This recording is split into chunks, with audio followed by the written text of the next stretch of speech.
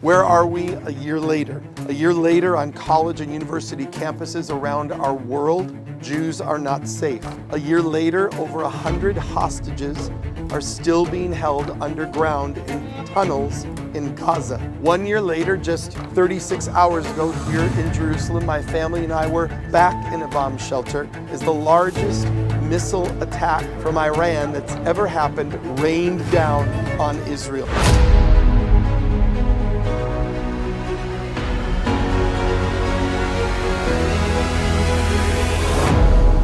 Hi, this is Bishop Robert Stearns.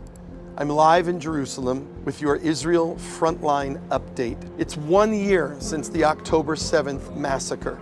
1 year ago, my family and I were here in Jerusalem and we were awakened to the sounds of the sirens and people rushing to the bomb shelter.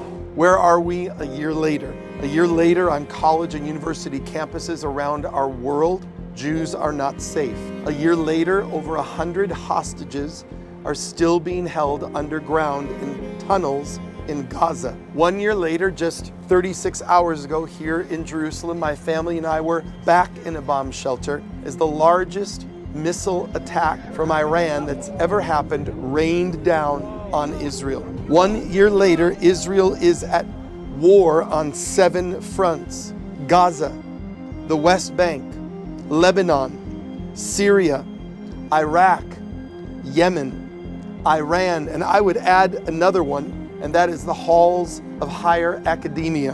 When we see this level of hatred, this level of literally insane focus against a tiny nation that has provided so much light to the world, a tiny nation that is filled with hope and resilience, a tiny nation that is an example of pluralism and democracy. Israel is not a perfect nation. There are no perfect nations. There's no perfect people. There are no perfect systems.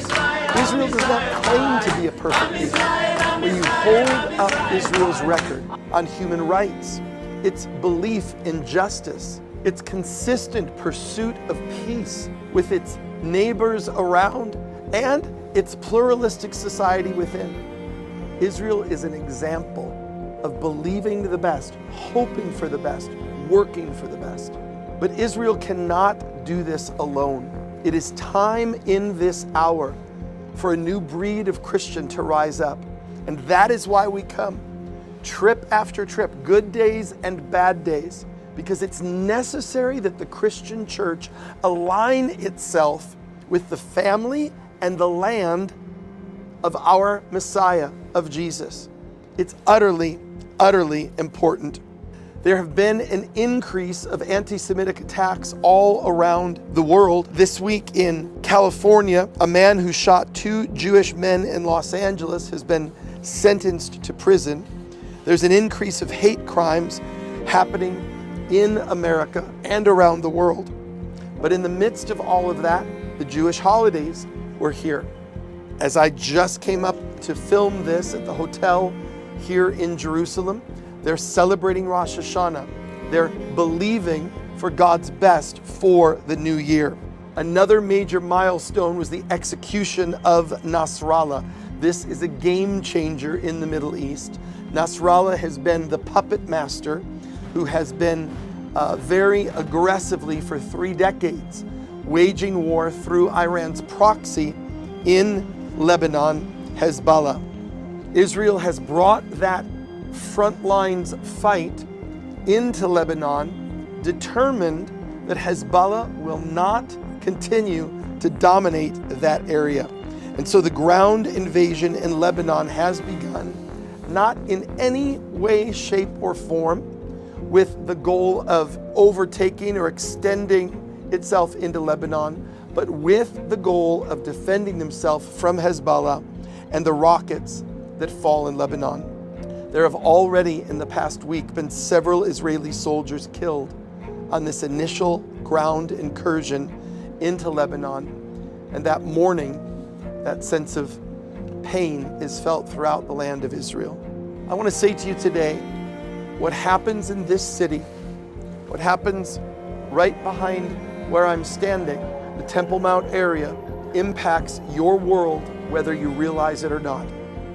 This tiny piece of land, the epicenter of humanity, all of the ideologies, all of the religious thoughts, all of the determinations of what we really believe as a human race, they are somehow filtered through this tiny place. Humanity faces a question. How are we going to face the future? Are we going to maintain a sense of the dignity of every human being? Christian, Muslim, Jew, Buddhist, Hindu, all of the various religions, ethnicities, makeups of the human family, Israel struggles valiantly to give honor and dignity and worth to every human being. If you are one, like so many, who fill my pages with hate-filled comments, who fill my pages with attacks, and you don't do the work of being here on the ground and seeing for yourself.